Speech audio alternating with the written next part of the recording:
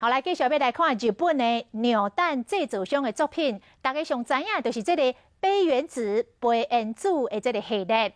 因第一到海外办大型的展览，就来到咱台北的松山文创园区。乡亲啊，趁囡仔咧戏热，会当带囡仔去行行看看咧。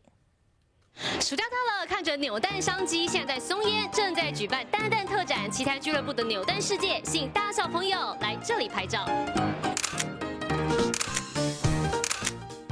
自入到展馆美术是红仔麦天堂，有真侪北原子、飞燕子各种的姿势甲缤纷的色彩，有无同款的主题。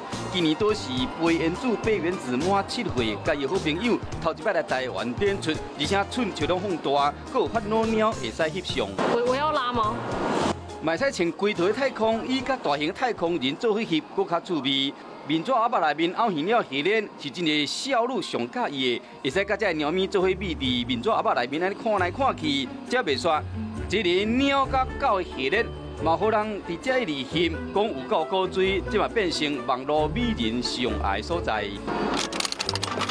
讲到扭蛋，当然也有真个期待，纪念白饼相关的商品，或者介意的人有通看，阁有通买。